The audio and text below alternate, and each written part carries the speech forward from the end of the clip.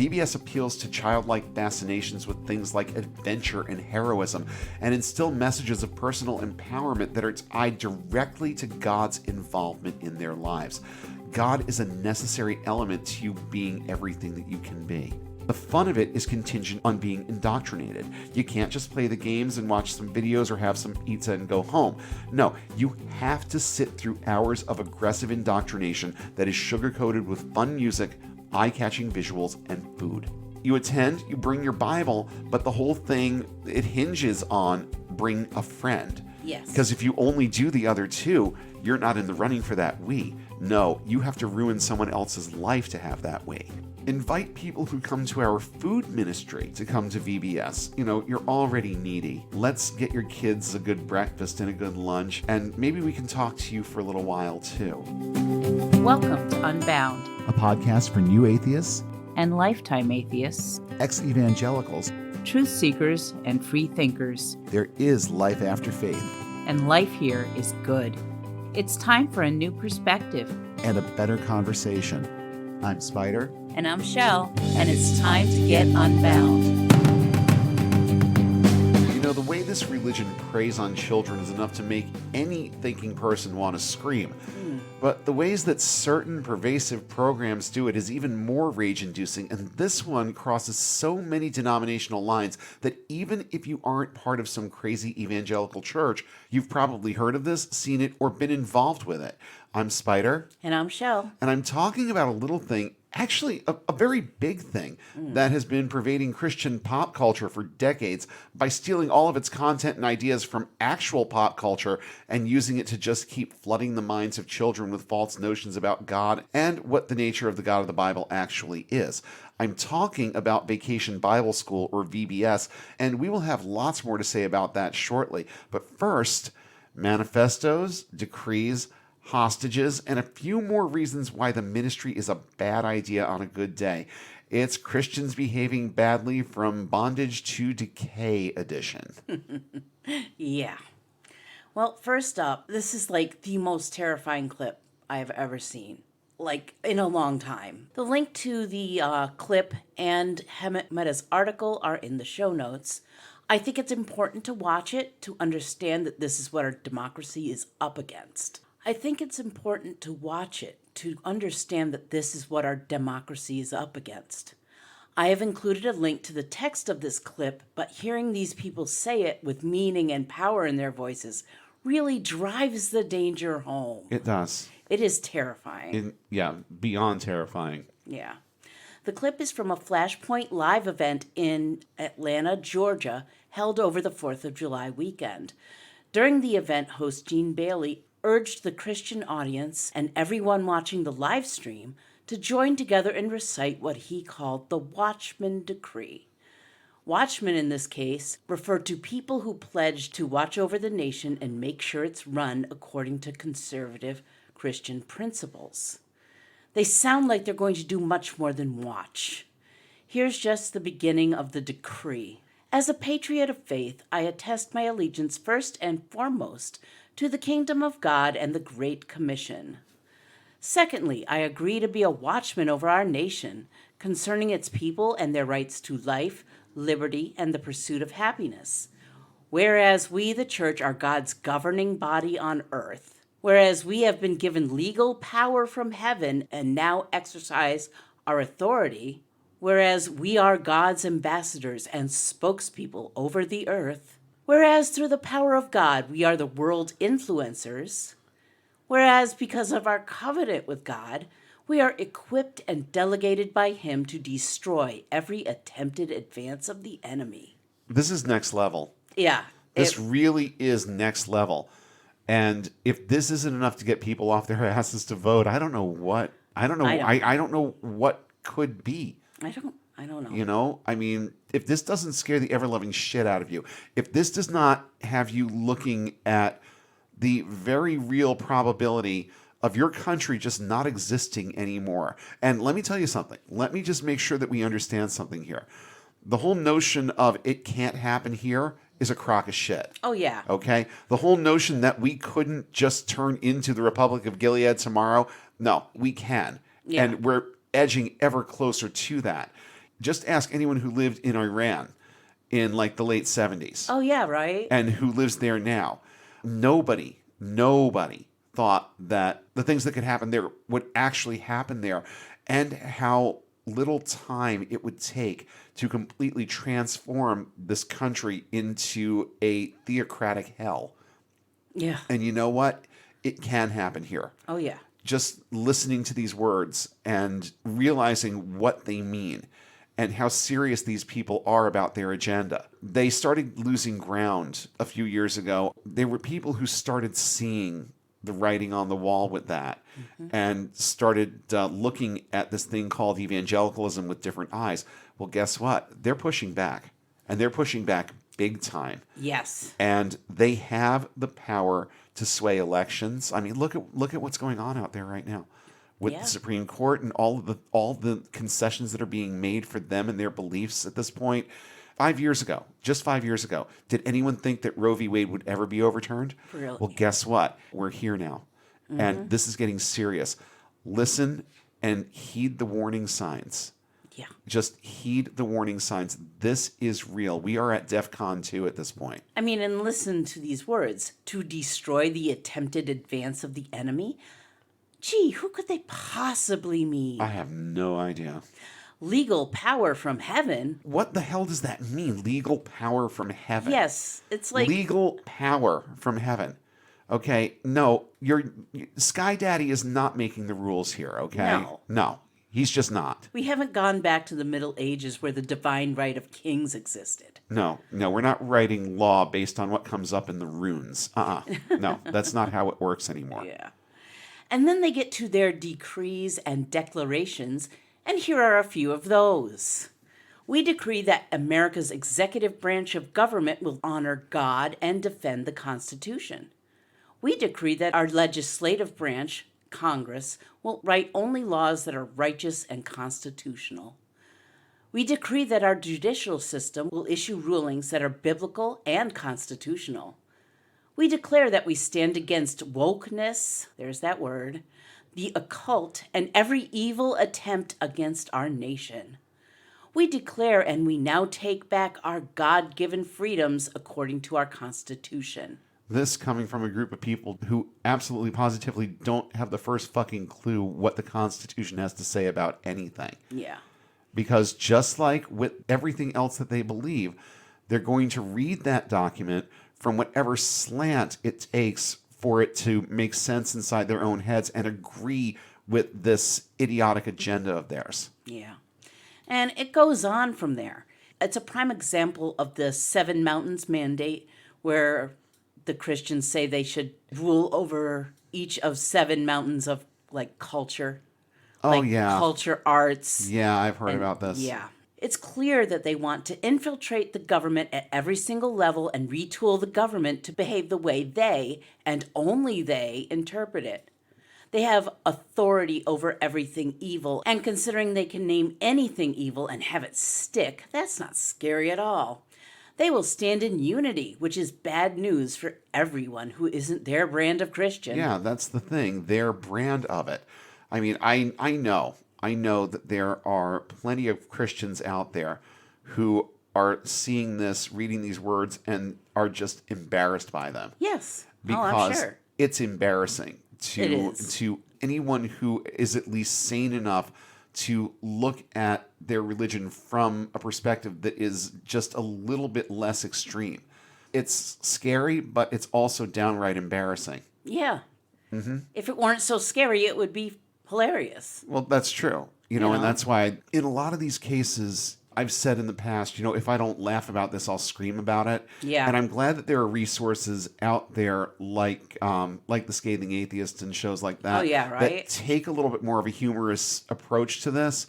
But it's difficult for me to draw humor from Right. something this extreme and something that is such a huge red flag that it's like you don't even have to be an ex-evangelical or understand what these people think or how they think to understand how bad this is. So whatever your background is, if this isn't enough to light a fire under your ass to get up and vote, I don't know what is. I don't either. I don't know what it's going to take. These aren't some people on the fringe either. Gene Bailey, the host of the conference, helps run Eagle Mountain International Church, which is affiliated with Kenneth Copeland Ministries. Copeland, of course, is arguably the wealthiest scamvangelist in the world. You can tell just by looking at the crowd that we're not talking about pastors who run churches out of strip malls in random cities. These are the kinds of people who use their wealth to spread Christian propaganda and gain influence. And make lots and lots of money. Lots and lots of money. Mm-hmm. So, be careful who you vote for. Oh, yeah. Be very, very careful. I mean, be careful you don't get stuck to your couch on election night, too. Yeah, seriously. This next one, it's a little creepy, but it kind of gives me that fight back vibe that we kind of need right now, too. Yeah. A new billboard just outside of Columbus, Ohio declares, "Stuck in Dwell Community Church? There is hope." And as every sign starts with a reason, this sign has a big one. Dwell Community Church in Columbus, formerly called Xenos Christian Fellowship, has been the subject of multiple news reports alleging spiritual abuses, dangerous living conditions, control, and exploitation of former members. The billboard also contains a QR code with a link to a website run by former members of the church. It's called leavingdwell.com. The site contains links to resources for people leaving the church, as well as stories from ex-members. There are stories of long meetings, encouraging teenagers to leave their parents and attend more meetings, and housing 13 people to a room and more. Oh, that many people in that small a space? Yeah, that's not comfortable. Oh, God. One quote from the website: "You don't have anyone. We've separated you from your family. We've separated you from your friends from the outside. We've done a really good job of making you part of this system, and now we have control over you." And that's pretty much it, isn't it? Yeah, that's what that's they do. what they do in a nutshell. Well, it's a cult. Well, yeah, I mean, Yeah, that's it's like real culty behavior. While the leaders of Dwell Community Church say they're not keeping people against their will, if you've manipulated people enough, it doesn't take a locked door to get people to stay. oh, not at all. We stayed in this thing called evangelicalism for 25 years. Yeah. And no one had us on a tether. No one made us do anything, stay at a particular church. It's the messaging and the fear that it instills in you about leaving. That's what keeps you there. That's the tether. That's where the bondage comes into play. And finally, Hemant Mehta puts it this way: "The truth is, billboards like this could be placed outside any number of evangelical megachurches that take over the lives of their members and make them feel like they need the church to survive. Your volunteering time goes to them. Your friends are other members. Your money becomes donations. It's all encompassing, and this is where it becomes a serious problem, all controlling. When a glorified book club takes over your entire life and dictates how you ought to live your life in a way that involves repression and bigotry and denying reality, it's time to find new hobbies or a different book club." Yeah, at least a different book club. And boy, oh boy, can I relate to all of that. It's amazing. I mean, there was a time in my life when I was literally in church sometimes 5 or 6 days / nights a week. And there was always something going on, whether it was the Wednesday night family night or Taekwondo classes. Oh, yeah, we had Christian Taekwondo classes in this church, people. We'll even dive into this concept a little bit later in the main segment, but remember the concept of peer care, which I will expound on just a little bit more for those not in the know. But that was Thursday night. Then there was youth group on Friday. Sometimes there were rallies and youth meetings over the weekend. Sometimes there were retreats. There were times when I was actually at church 7 days out of 7. Yeah. And that's the way, they like it. Mm-hmm. And they will keep you in that routine for as long as you allow them to. And they will teach you that this is something that you need to be here. You need to be involved with this because what's going on out there in the world is evil and you don't want to succumb to that. You just want to be here. Now, this last one, as you put it in your notes, is not really about Christians behaving badly, But I think that anyone who has spent a significant amount of time in this thing called evangelicalism should really listen up. Yeah. Because, I mean, this is a lot of the messaging that we've tried to convey here, just kind of condensed down into a few really eloquent and relevant sentences. So let's hear a little bit about deconversion empowerment here. Yeah. That's what I'm calling this. Yeah, it's more about deconversion. The article is by Neil Carter over at Only Sky Media, and it's called Our Biggest Mistake. We Did As We Were Told. Oh boy, don't I know a thing or two about that. Yeah. He begins by talking about how Christians will accuse people who have deconverted and left the faith that they couldn't have been very committed or they were falling away because they are too weak. Maybe we didn't read the right Bible or go to the right church. But Carter makes the argument that he and others like him left the faith because they were too committed, totally trying their hardest to do and be everything they thought God wanted, that they worked themselves out of the faith. He stated, no, we were the ones most committed to following our faith to the limits of our capacities and beyond, past the point of our own breaking. Oh, don't I know about that. Following Jesus wherever he led, even to the ends of the earth. We were totally sold out. Oh, yeah. Yeah, I found myself really identifying with that too. Because, I remember when I felt I was called to the ministry, I wasn't the only one at that altar that night, but I was the one who went to Bible college to actually go into the ministry. I definitely noticed that no one else went. I wondered if I was crazy. Oh, yeah. And you know what? It was the same thing with me. All those people that stood up that Yeah. night during that retreat, how many of you think that God is calling you into full-time ministry? I can count on one hand the number of us that followed through. Yeah. I wasn't alone, but I was almost alone. Yeah. And certainly not any of my closest friends who were all also on their feet that night. Yeah. So, no, I feel this. I feel this in a big, big, big way. Being at the point where I've given everything that I have to give, that I've sacrificed everything that I had to sacrifice, and being desperate for God to say something, do something, anything at that point, and just watch it never happen. Yeah. And yeah, it can alter the course of your life, either for good or for bad. Yeah. When things like this happen. For me, it was good, but I also feel like I went through an awful lot of bad Yeah. to get to the good. Yeah. So, I mean, at least we got here. But it was a long and laborious road, and I spent a lot of time wondering what I had done wrong, where I had failed to listen and Oh my obey. God. Really? What was I doing wrong that nothing was going right?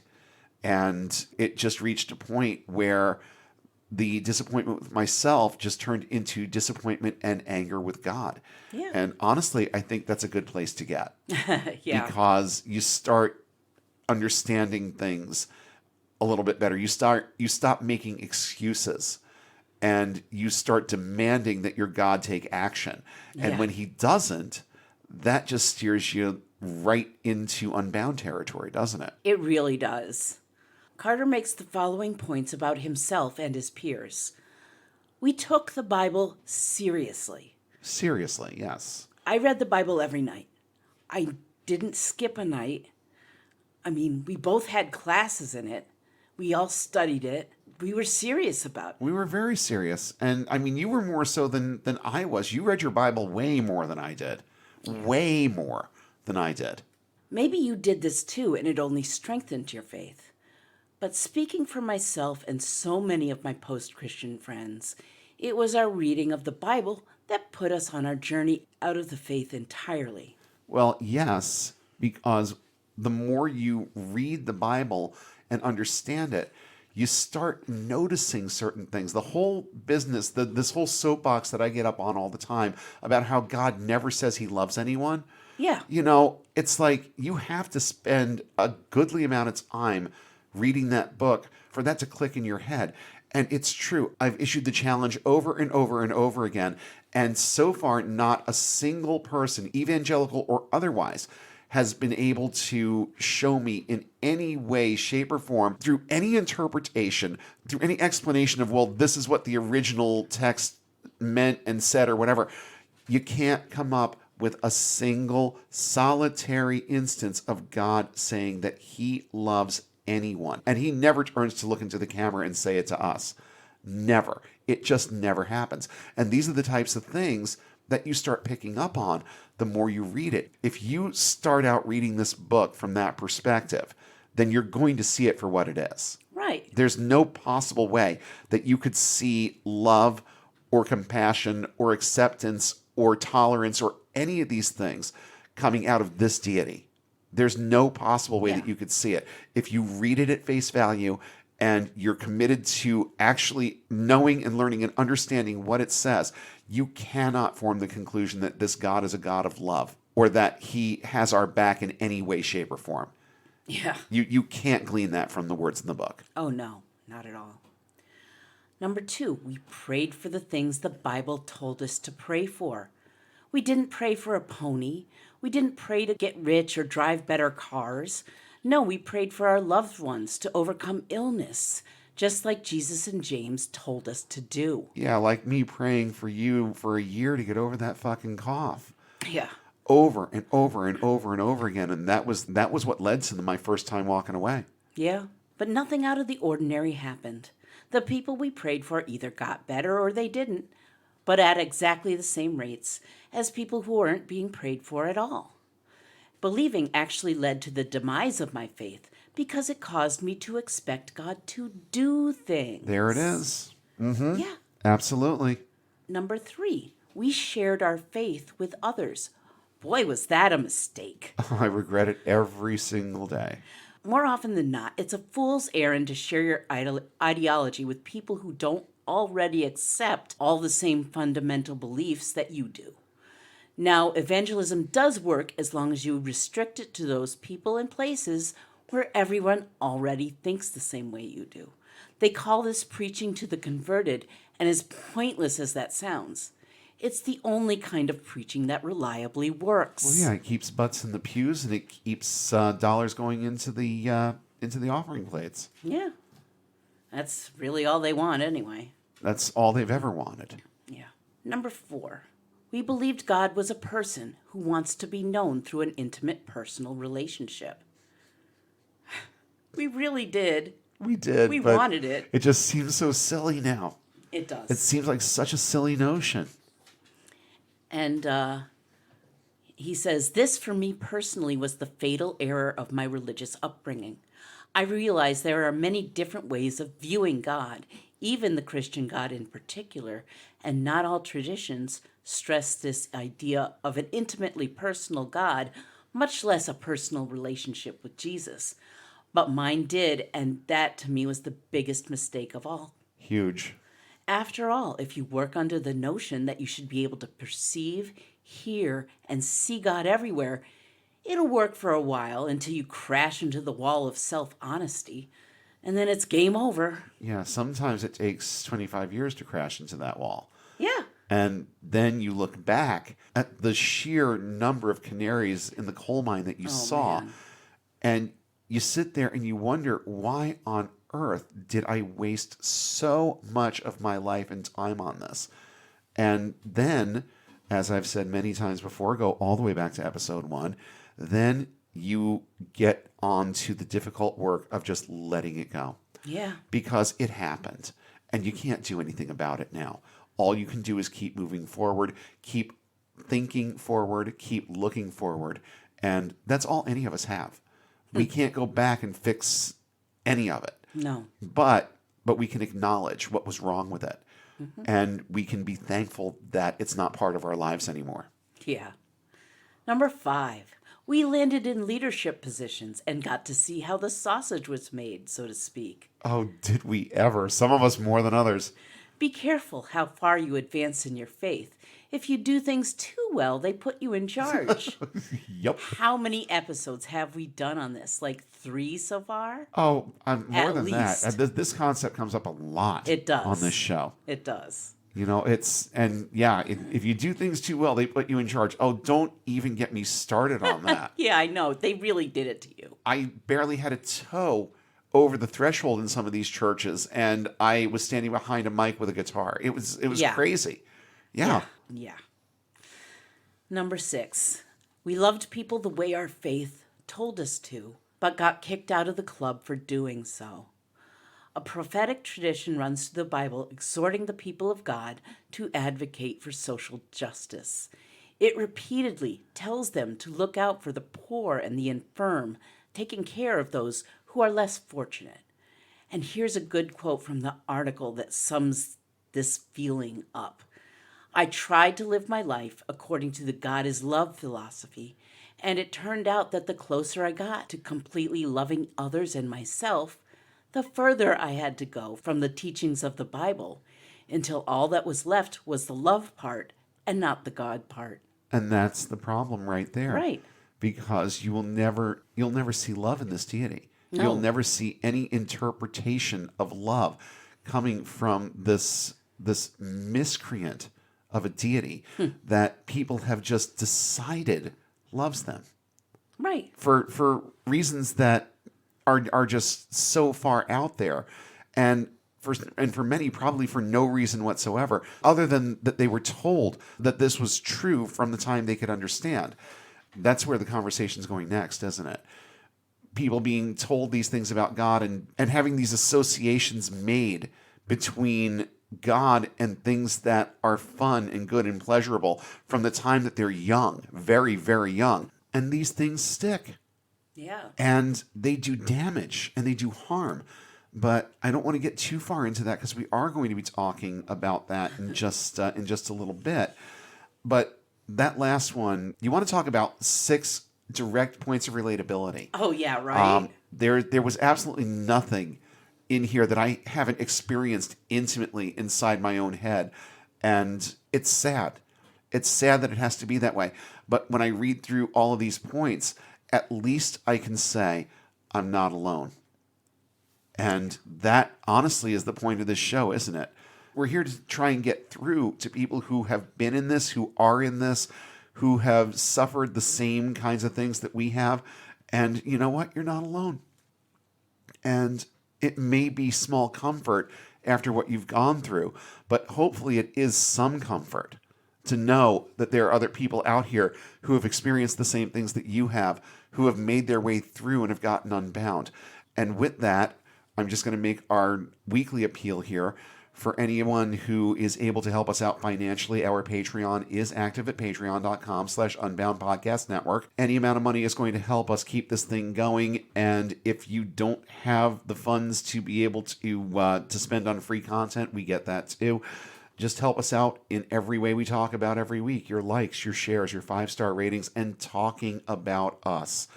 Absolutely, positively tell people that we are here, especially those that you know who have been through this, who are on the fence about it, or maybe are still so mired in the Kool-Aid that they just need a nice swift kick upside the head once in a while about the things that they believe.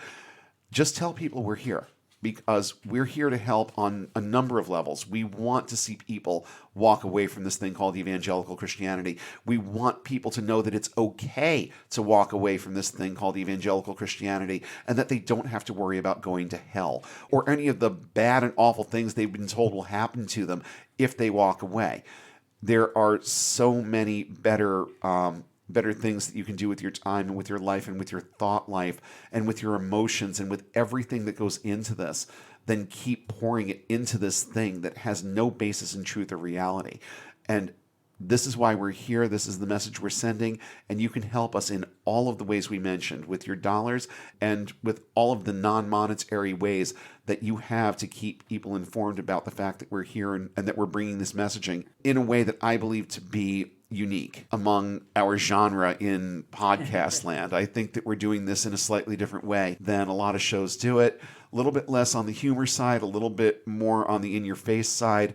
But you know what? They were very in your face with us about all the things that they expected us to believe. Yeah. So I don't mind returning volley in that regard and just letting people know straight up that no, you don't need this in your life. You do not need to keep going to church and sacrificing your time and feeling guilty when you don't and feeling bad about yourself because you're not a good enough Christian. You don't need to be a good enough Christian. You just need to be a good enough you to be happy with yourself in your own skin. That's what you need. That's what you need to be focused on.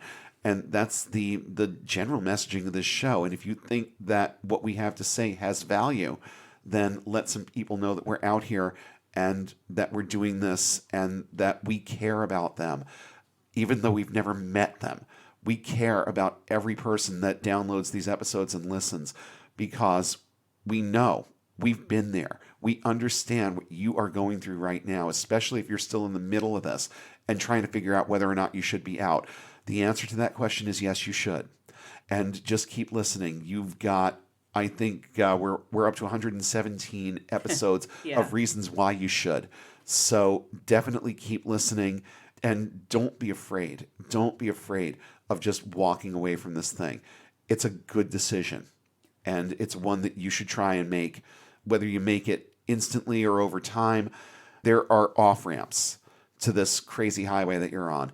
And we want to keep helping guide you to them. And we're here for you. And we care about you. And you are not wrong.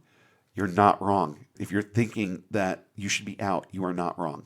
And before I get into any real heavy commentary on that, sometimes I feel like it's necessary to let people know and talk to them directly and tell them that it's okay to not be in this. But I think that I've belabored the point long enough. So with that, next week, we are, I'm going to kind of follow on the heels of tonight's discussion because I think that these two subjects do kind of go hand in hand. They're not directly related, but I do think they go hand in hand. Next week, working title for the episode is 10 Things I Hate About Christian Parenting. And we're going to basically spend an hour talking about how Christian parents fuck up their kids and how you can steer clear of the fuck-uppery. Yeah. I think I just made up a new word. Anyway, the next movie that we're going to do, I meant to mention this last week, but I'm still COVID brain and all of that. And I also didn't put it in my notes because I wanted the live react thing. Our next movie is going to be a funny little tale called Joe versus the Volcano. And for those who've seen it, you already understand why we've chosen this one and how it relates to the things that we talk about. And we're going to be dropping that episode on August 14th. In the weeks in between, it's still kind of a toss-up. But come back next week for 10 Things I Hate About Christian Parenting. And let's look ahead to a nice little discussion about the perils of corporate life, the joys of orange soda, and all of the things that make up this thing called Joe versus the Volcano. It was a great movie back in the day. And, I'm like with a lot of things and with a lot of these movies, I look at this particular one with different eyes as an atheist because it's like, oh my God, this is what they were trying to say. And so it's just another example of that. All of the movies that we've looked at have been examples of that. But I do think that this one is a good one. And I'm looking forward to getting into a discussion about it middle of August. With that, I think it's time to just dive right into our main topic and talk about this thing called Vacation Bible School. Make no mistake about it. Vacation Bible School is a predatory movement that exists for the sole purpose of targeting children for 5 days at a time of intensive indoctrination, and it is wildly successful. And sometimes there's an insane amount of buildup around VBS. They start in the early spring with the promotion and amp it up as the school year draws to a close. This is especially true of larger churches with loads of disposable cash who offer the entire program, including full meals, snacks, and souvenirs for free. And even though there's a huge drive every year to buy and use the current year's theme, lots of churches try to offer different themes to motivate people to send their kids to their VBS or also send them to their VBS. Some communities have multiple churches who offer these programs throughout the summer, and parents, even parents who aren't particularly religious, will send their kids to several VBS programs by the time school is back in. Why? Well, the answer is simple. Summertime is tough for parents. When school is out, it overcomplicates a lot for many. Daycare is expensive, and I know lots of moms who work for the express purpose of paying for daycare and often have very little to show for their work time beyond that. To put it in perspective, the average cost for childcare in this country is in the neighborhood of $10K a year, and that's for parents who work full time and utilize daycare all year. So if that's you, you can lob the first 10 grand of your paycheck completely off and just forget about it. And if you're one of the highly fortunate individuals to be earning the federal minimum wage of only about $15K a year, that means that 2/3 of your income could be going into daycare. With average rents now hovering in the four-figure category in many areas, that puts competent daycare out of reach for a lot of people. But what if you're only interested in childcare over the summer? Well, there are loads of day camp programs out there, but there are problems with this plan too. According to a very recent article on parents.com, this option has been out of reach for a while, but it's even worse in a world that has recently dealt with a global pandemic. And here's just a brief quote from their article. The American Camp Association, or the ACA, not to be confused with the atheist community of Austin, says the average cost of summer camp in the United States is around $178.49 a day, and for sleepaway camp, it's $448.53 per day. I know Word of Life didn't cost that much in 1985. Not even close. I think that was about what we paid for a week, and I think that was actually more. To be fair, these numbers are a huge increase from last year when summer camp cost an average of $76 a day, and sleepaway camp set you back $172 per day. So let's look at this in terms of 2022, $178.49 per day. If you're fortunate enough to live in a state with a higher minimum wage, you're still not going to be able to afford that.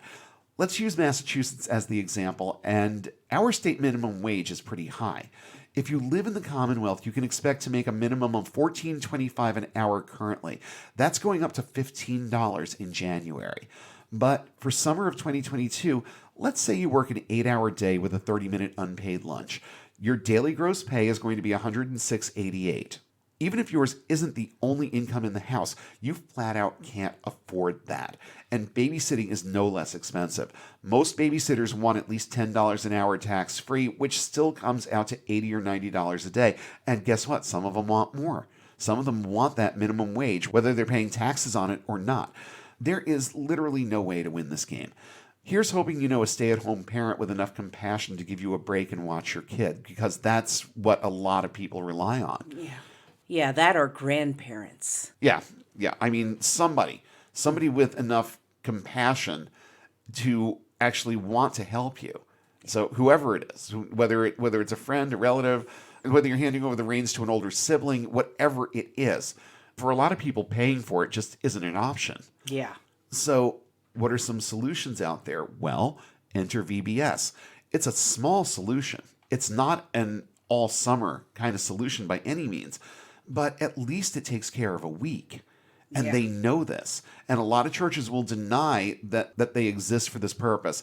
And it's not their only purpose, but they absolutely exist to prey on parents who don't have money to put their kids in daycare.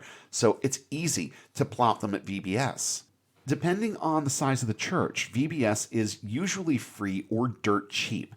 Some churches ask for but do not impose a suggested donation. If the parents can't pay, they usually aren't required to. The thought there is that most church members will pay. And you know what? If they're church members, they're going to be embarrassed not to. They don't want to be the one. I mean, I was always embarrassed if I was the one where when the plate got passed, I didn't put something in it. So in a situation like this, oh yeah, if you go to that church and there's a fee for it, you're going to pay for it. And there's usually some allocation of funds to cover the operating costs as well. So a lot of churches will dip into their general fund and allocate money for this one thing over the summer. Some churches will also reach out to the community for free stuff, usually food. And there are plenty of pizza and sandwich shops out there who are quick to jump on the free PR because in their view, helping out a church looks good. So how much do the ones that charge a fee actually ask for? Well, like with anything else that involves churches and money, there's a lot of disparity in the numbers. I saw numbers as low as $25 and as high as $100. Most hover around the low end, $25, $35, somewhere in that neighborhood for those that actually charge anything. Some only charge if you want lunch, so kids who brown bag it can often participate for free. And there are a lot of VBS programs that are just straight up free and offer breakfast and lunch as part of what they do. And a lot of larger churches will do just that. They'll bring the kids in. When I did VBS during my internship, it all started in the cafeteria, where our fellowship hall, where the kids got they got cereal, they got some kind of a muffin or a little packaged donut, and they got a carton of milk and a juice box. So they got breakfast, and then only about 3 hours later, they're served lunch. Usually pizza, sometimes hot dogs. If they got enough help that summer, then sometimes they even did burgers and dogs on the grill outside too. I remember that. That was one day during VBS. But some churches actually make a competition out of getting enrollments for their VBS programs. They use different VBS themes, promote free breakfasts or lunches or both, and use a variety of PR instruments to entice people to choose their VBS over the church 2 streets over. The easy solution that a lot of them have come up with for this is to simply not schedule it the same weeks. Yeah. Some of them strategize when they're going to hold VBS because that means that there are kids that will go to both, especially if they're different themes. Especially if they're not both doing the same one. But, a lot of churches do the same theme every year because the new themes come out every year, and it seems like they're almost immediately retired. Yeah. So, if you keep all of your materials on hand and you do this every year, then in like a 7, 8, 10-year cycle, you can actually go back and pick up an older theme and run with it again. Right. But for the most part, there are just a few publishers that create the materials for VBS, and they really, really, really drive the new themes every single year. But there are churches out there that will they'll strategize with each other to ensure that they each get a good turnout for their VBS. Sometimes it's not as much about competition as it is about cooperation and maximizing the indoctrination. So what do churches do to entice parents and kids to choose them? Well, they employ a lot of the same marketing strategies that any business selling a service does. They use social media. They create pages for their VBS and promote through avenues like Facebook ads. Then they enlist the help of church members. Church members put signs on their lawns, they keep brochures at their desks at work, and just talk it up, especially to coworkers they know struggle with childcare needs. Yeah. Some churches will even have open house nights, like a week or so before, so that parents can come in and actually see what, at least the parts of the program that they want the parents to see. They offer previews by setting up a room or a wing in the church for people to just walk through and check out. And usually there's some kind of little fellowshipy thing that goes along with it. There are snacks and there's fellowship time and time to proselytize and get on the good side of the parent and get them all warm and fuzzy about the whole thing. And there are other ulterior motives that are attached to that we'll talk about in a few minutes too. And we talked about the whole local business aspect of things a minute ago, but as crazy as it may sound, Chick-fil-A is a huge supporter of programs like VBS. And churches will often utilize them to shove flyers and tracts into the kids' meals that go out at Chick-fil-A in the weeks leading up to VBS. And no one thinks twice about it because they all know what Chick-fil-A is about. Yeah. Other businesses will support things like this and do things like this too. And a lot of times it's because they're afraid to look like they don't support a church because it makes them look like assholes in the eyes of many if they don't want to help out a church because churches do good, right? But some of the things that they do are beyond predatory. These promotional ideas come from a site called lifeway.com. This is also one of the major publishers of VBS curriculum. These are tactics that they polled people who were heavily involved in VBS. They literally polled these people and asked them, what do you do to promote? And I mean, hold on to your seats. Some of this is just rage-inducing that they would even think about doing any such thing. But here we go. Incidentally, this was a brainstormed list of 72 things that people wrote in and responded to about what they do to promote VBS. No, I am not going to read them all. I picked some of the more rage-inducing ones, some of the ones that gave me that you've got to be kidding vibe, and this is the wheat that I winnowed from the chaff, as it were. Or maybe it's the other way around. Have the youth canvass their neighborhoods and go door to door to invite kids to VBS. That's what we want. A couple of kids running around in neighborhoods that aren't theirs, where they don't know anyone. That's a really, really good idea. Give school flyers and door knockers to send home. I assume that means with the kids from Sunday school or in church, they're going to give them all the materials that they need to go out and proselytize and pollute the neighborhood. Let kids promote VBS by wearing their T-shirts to school or in local parades, etc. Let me tell you something. I got picked on more than once for my Christian rock T-shirts. Maybe not such a great idea, unless they go to a Christian school, in which case it's probably the same church that's running the VPS where they go to school. So yeah, no, I don't like that idea very much. Set up and register children at local after-school programs such as the Boys and Girls Club. Oh, get the fuck out of my Boys and Girls Club. Yeah, right. Okay? No, I send my kid to a secular after-school program for a reason. We do not need you there. Advertise VBS to schools on flyers in newspapers and on local radio stations. Okay, these are churches that have money. Yeah. And lots of disposable cash because let me tell you, airtime, ad space on the radio is not cheap. No. Even in newspapers. And this is starting to become more antiquated by the day, too, because how many people still read print newspapers? Yeah. But, well, you know who? People who are still living in a world where printed newspapers are relevant. And that's evangelical Christians. Sorry. Yeah. Canvass the neighborhood with door hangers, prayer walks, and visits. I saw that and immediately thought peer care. It's like we're gonna go to these people's houses and guilt them for not coming to youth group for a while, and then bribe them with pizza. It's like we're gonna be doing pizza after youth group this week. You want to be there? Same thing, exact same thing. I caught that vibe instantly when I read that. It's like this is peer care for VBS. Appoint someone to drive a church vehicle into designated neighborhoods to pick up kids for VBS and then return back home. That's the other half of peer care. Yeah. Okay? Oh, this one is fucking nefarious. Go to a local park where kids have baseball, softball, or t-ball. Play a game to draw a crowd, then promote VBS. You've got to be kidding. God. I mean, yeah, let's pretend to have a little sports league going on so that we can proselytize people and get inside the heads of their kids. Okay. Whoever came up with some of these really likes parades. Hand out coloring contest papers in a parade to be entered in a contest. Coloring pages need to be turned in on the first day of VBS. So if you want to win a prize, you need to go to VBS. Ugh. Oh, yeah, ugh is right. That's so gross. It isn't it though? Isn't really it just? gross. Yes. Provide giveaways that are drawn randomly, but tickets are put in the drawing based on attendance and number of guests. So now you have a better chance of winning if you bring a couple of friends along with you too.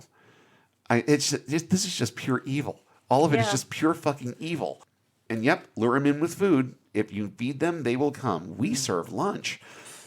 There was one church that set up a coffee tent to give away coffee to parents when they bring their children and invite them to stay for a short Bible study. It's not enough to get their hooks in the kids. Now they're going to go after the adults too.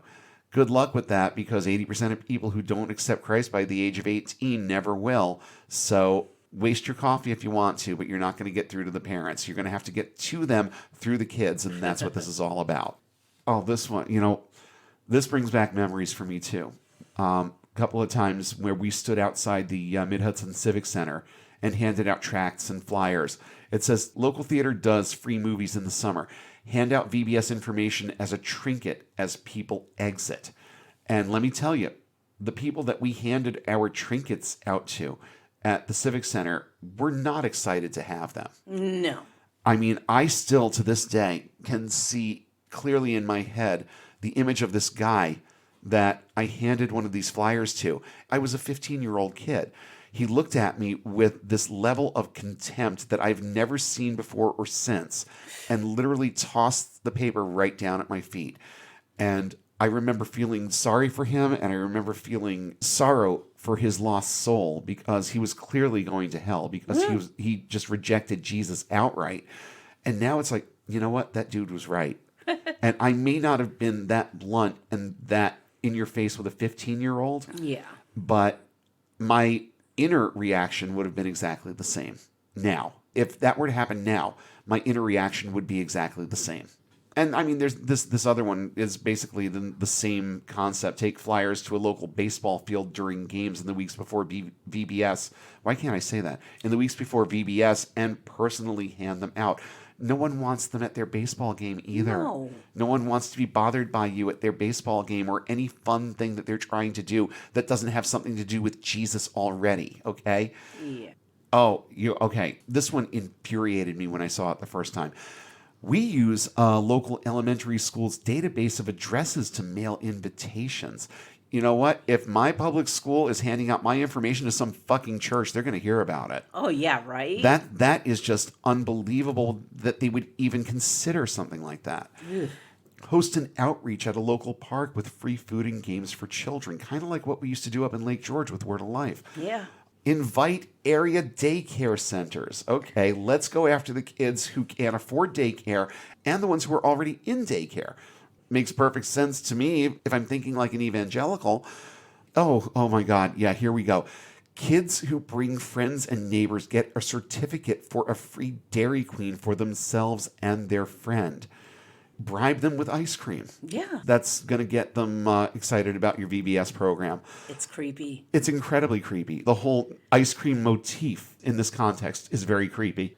Invite people who come to our food ministry to come to VBS. You know, you're already needy. Let's get your kids a good breakfast and a good lunch. And maybe we can talk to you for a little while too. Just like that other little brainstorm that we read a minute ago. Encourage preschool parents to stay with their children during VBS. And the simple fact that they have preschool curriculum should be enough to raise red flags. But it's not like it's surprising. We talked about this in our episode about youth ministry, where the Assemblies of God actually has Sunday school curriculum that is designated for birth to 18 months. And so, absolutely VBS is going to have a preschool division. And my question here is, what parent wouldn't stay with their kid? What parent wouldn't stay with their preschooler? It makes no sense to me to think that they would just plop them off with strangers and walk away. Yeah. But, you know, some people do. Some people have to. Yeah. Because of the way that their work schedules line up. Have a VBS registration table set up on special days when more unchurched attend, such as Easter, Mother's Day, or Father's Day. Yeah, let's make sure that we get the backsliders and put all this stuff in their kids' heads. So now they're hearing about it a lot more than just Easter and Mother's Day and Father's Day. Each night the child attended VBS, brought a Bible, or night. There are churches that do this at night. Each night the child attended VBS, brought a Bible, and brought a friend.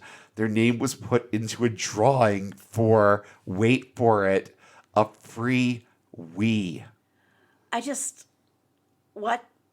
I know. It's no. That's wrong on so many levels. It's wrong, and the hoops that they're making these kids jump through. I mean, you attend, you bring your Bible, but the whole thing, it hinges on bring a friend. Yes. Because if you only do the other two, you're not in the running for that Wii. No, you have to ruin someone else's life to have that Wii.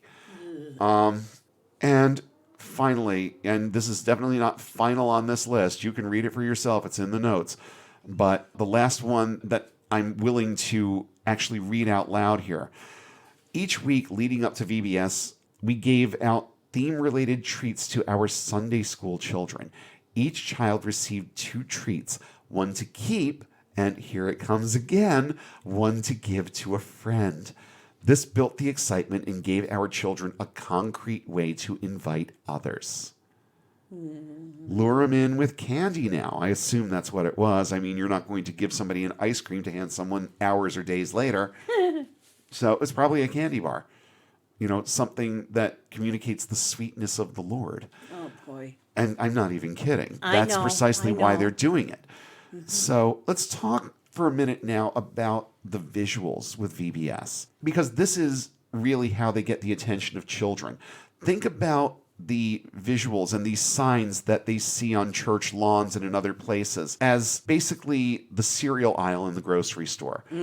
Vibrant, bright colors, big, huge, enormous fonts, super happy themes, cartoons, always cartoons, and things that mimic pop culture themes that target children. So there's that air of familiarity, but they stop short of copyright infringement. The point is, if it already looks like something they like, kids want in on it. When I look at a lot of the cover art for these VBS themes, I get like VeggieTales vibes off of them. I get 1990s Disney VHS tape vibes off of them. And there's so much more. Yeah. There are so many other points of relatability because they're mimicking the secular counterparts to all of this. They've got the visuals down pat. They know precisely how to market these things to kids visually. And then you've got, I mean, I'm going to actually pull up a couple of these websites as we go and look at some of the convoluted themes that encompass VBS.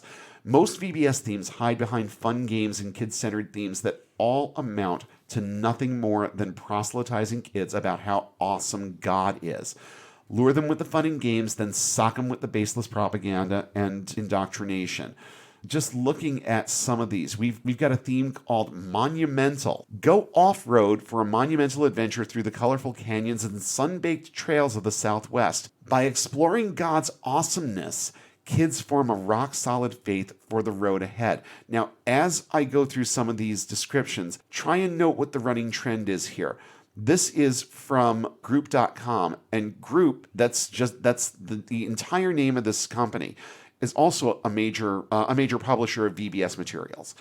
Next, we've got a theme called Heyday. At Heyday VBS, kids will be up to their elbows in farmin' fun as they explore one simple Bible truth. Jesus will always love us. What do these two things have to do with one another? I know that they're going to tie it all in together somehow, but when you just read these descriptions, it's like, okay, so which is it? Are we going to be up to our elbows in farmin' fun?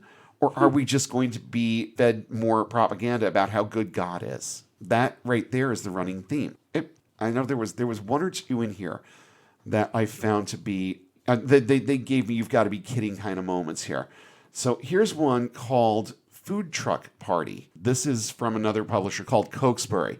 And it says, Cokesbury's Food Truck Party VBS invites children of all ages to get on a roll with God as a parade of food trucks rolls into their neighborhood for the summer's biggest party.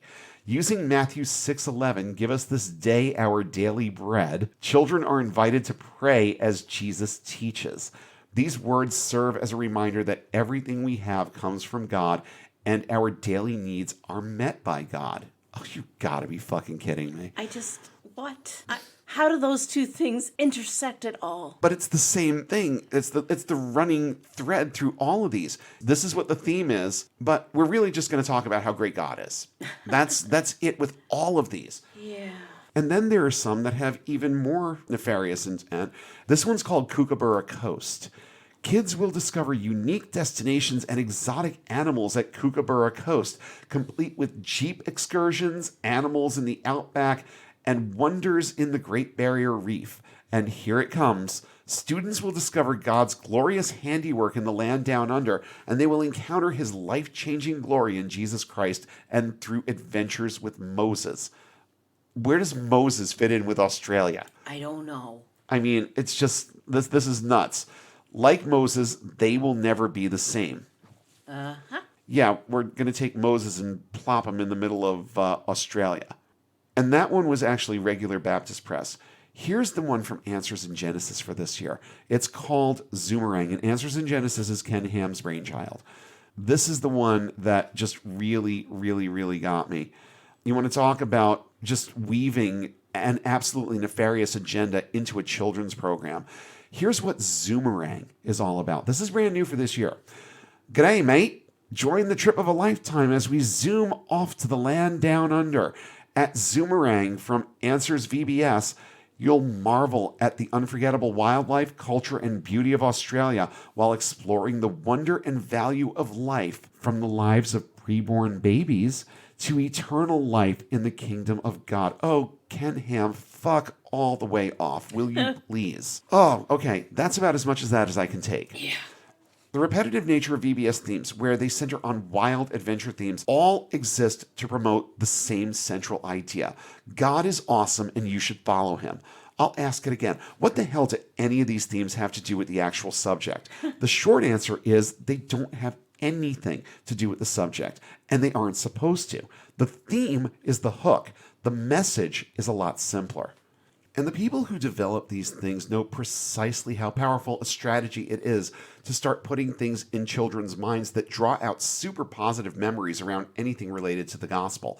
So they show them cool videos of the Great Barrier Reef. They assault them with uber happy music, bright colors, and hyper positive themes. They entice them with yummy snacks and fun games. And none of this is accidental. They do it because the more positive experiences they can give a child about the experience of Christianity, the less likely they are to become jaded or disillusioned to the gospel as they get older. They will continue to equate being a Christian with things that look good, feel good, sound good, taste good, etc. So, what are the major problems with this? Well, for starters, parents outside the church have no idea what their kids are learning a lot of the time. If you go to that church, you get much more of a preview and you already know what the actual agenda is. But if you're a parent just dropping your kid off and you're not churched and you don't really know what this whole thing involves, all you're thinking about is, well, this is kind of a cool theme. They're going to have some fun.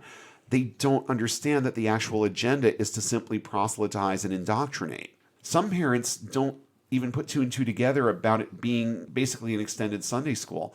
They figure this is just a fun thing for kids. There's nothing really overtly religious about the name of this theme. I'm Kookaburra Coast. I mean, where do you get spiritual truth out of that? And most of them aren't even thinking that far.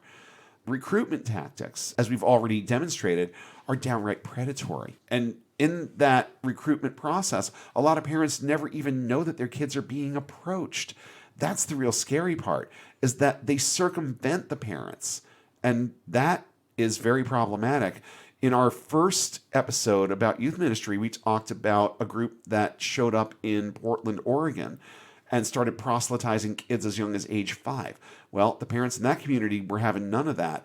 And if more parents understood what their kids were being exposed to in terms of these people recruiting for VBS, then there'd be even more problems. But the point is that it wasn't just one instance in 2014. This happens all the time. Children are approached by strangers all the time with the gospel message in various forms.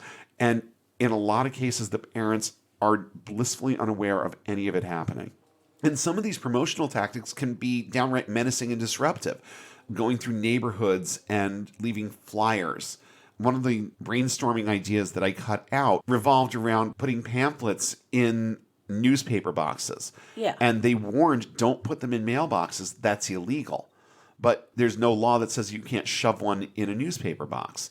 So they do that. And then the door knockers and the flyers and the tracts, that all just wind up as litter. And as we demonstrated, they even go after the parents sometimes. It's like, why don't you come over here for a nice cup of coffee and a donut, and let's talk about our church and what we're up to. And VBS, and this is a big one as far as I'm concerned. VBS appeals to childlike fascinations with things like adventure and heroism, and instill messages of personal empowerment that are tied directly to God's involvement in their lives. God is a necessary element to you being everything that you can be, is an overlying message in VBS. VBS extends too far outside the walls of the church when they start involving local businesses. And I don't know what kind of social engineering it takes to get a public school to give you their database. Yeah, right. Their parents' names and phone numbers and shit. or when they infest other public spaces. It just simply extends too far outside the walls of their church.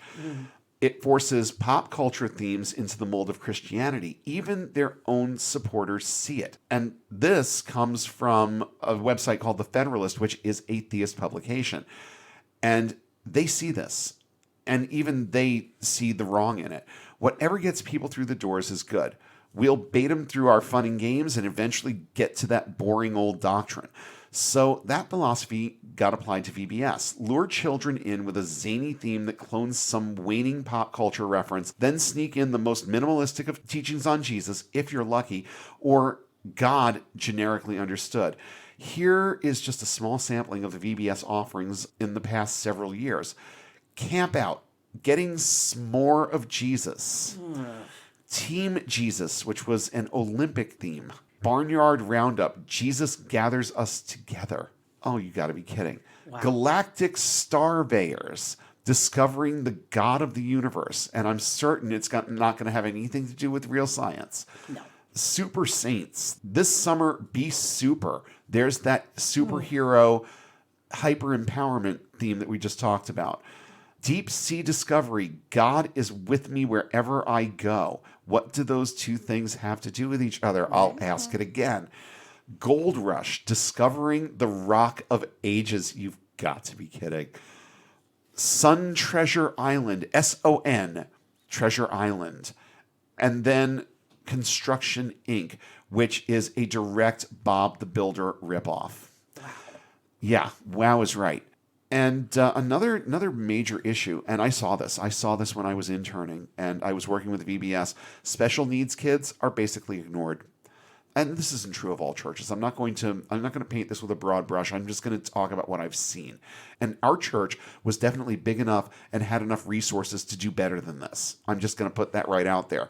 But most of the special needs kids wound up in a single room all together, watching some of the videos from the program, maybe doing some coloring or whatever, but they weren't part of the main group. They were kind of set apart in their own little wing, and they had a few people that were charged with just taking care of them, and they were put somewhere where they wouldn't be seen, basically. Yeah. You know, like whatever was going on with them was somehow shameful. One of the scarier problems with VBS is that VBS workers typically go through zero training. This isn't uniformly true. I know that there are some churches that actually have planning meetings, but in far too many circumstances and instances, that training is minimal. Very, very, very minimal. Like maybe a day, maybe a Saturday. And to put it in perspective for you, I keep talking about the VN and Tres Dias movements. You'll hear a lot more about that in episode 50 if you're really interested in this thing that I keep bringing up. But I talk about it a lot in that episode. Part of both of these retreat programs was literally a couple months of planning. I think it was like 8 or so team meetings for each of these. And that was for a 3-day thing for much older participants. Everyone who was on a VN weekend was 16 or older, and Tres Dias was for adults. And they would go through a couple months of preparation for these weekends, whereas the average VBS workshop might just be a Saturday afternoon. Maybe. Yeah, maybe. VBS workers, and here's another major red flag here. VBS workers are not typically vetted. Let's put the caveat. VBS workers are not typically vetted and don't go through background checks. And there are some out there with horror stories of abuse on all levels, from adults who like to yell and spank children to even more sinister and life-altering abuses that often go unreported for years.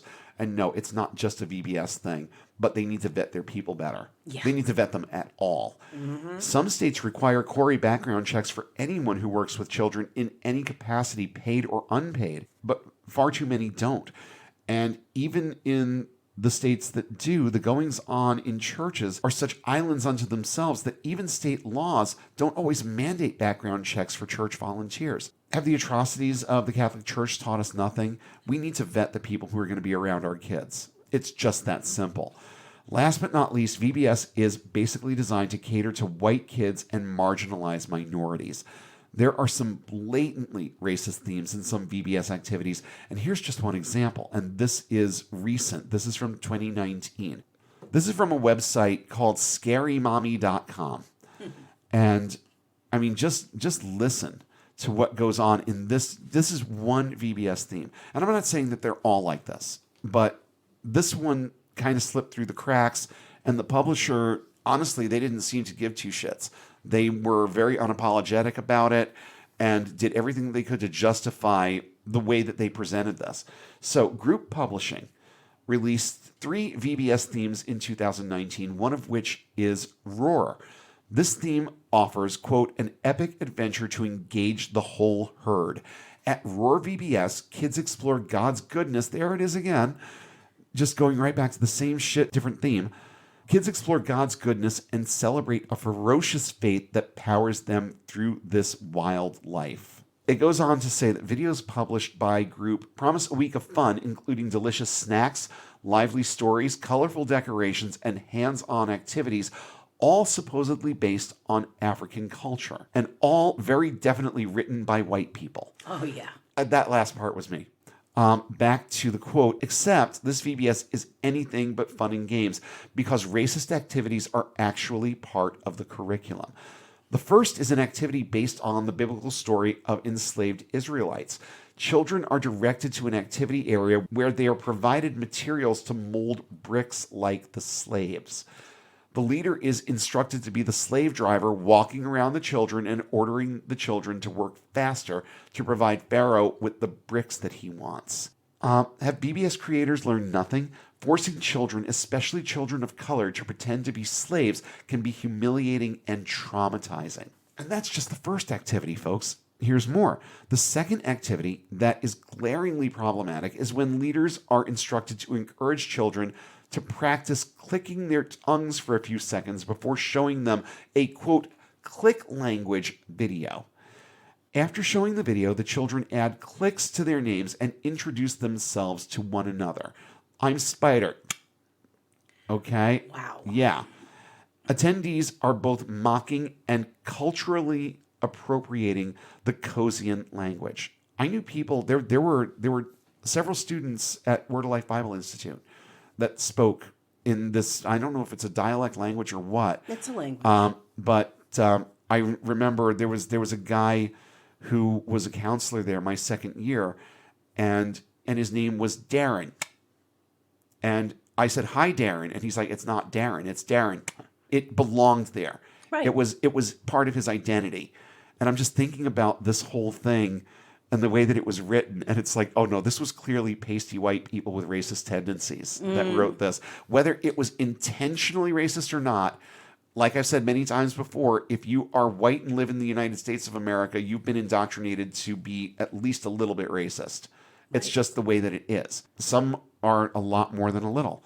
And that is by design. Jane Elliott will tell you that. One of my favorite quotes from her that I'm paraphrasing the shit out of, but it still makes the point, is that if you go through high school in the United States of America and you don't come out on the other side a racist, then your social studies teachers didn't do their job.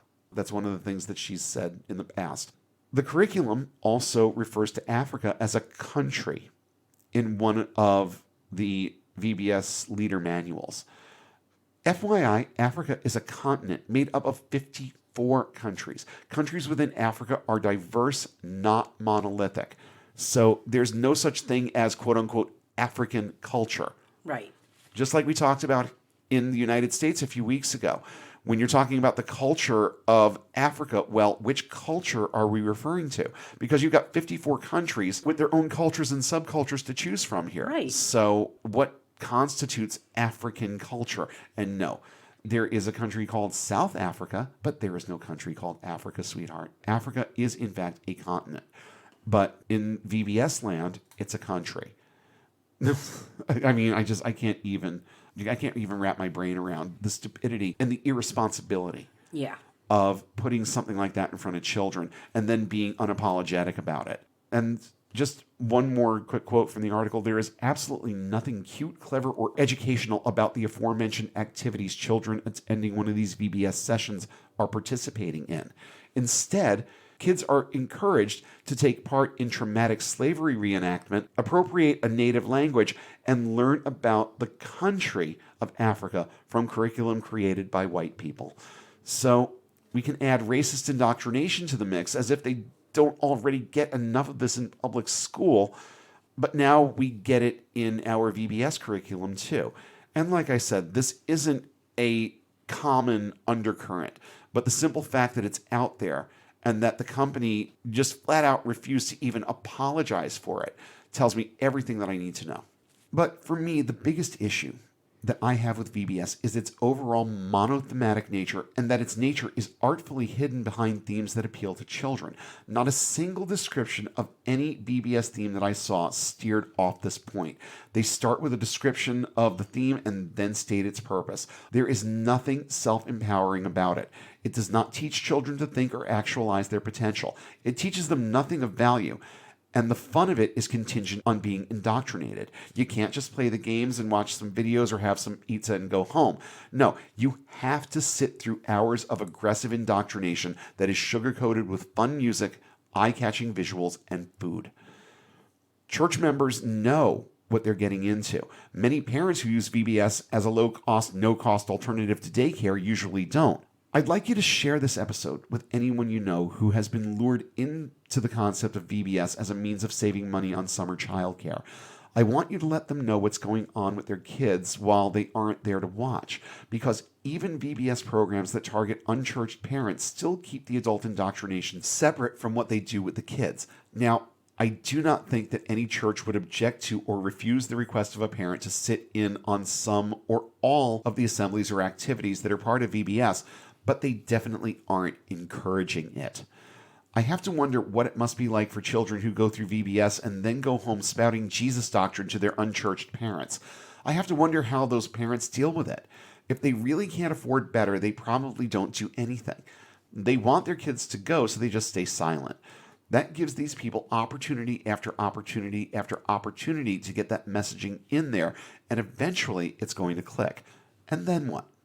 People, no evangelical church is going to protect your child. No evangelical church is going to give two shits what you think about any of what they're teaching.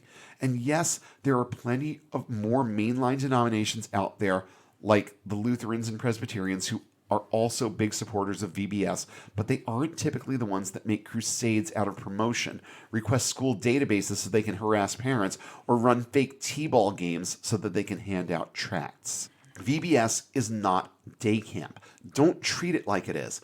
If you want your kids to grow up in an environment where they are allowed to think for themselves about matters of spirituality, then don't put them in environments that are designed to create associations in their heads between the love of Jesus and pizza. Don't promise them a week-long safari adventure that culminates with aggressive delivery of the gospel so Christianity can get associated in their minds with fun and adventure. Showing kids videos of the Australian outback and the Great Barrier Reef and then immediately segueing into aggressive pro-life messaging is subversive. Protect your kids and protect the kids of the people you know and love.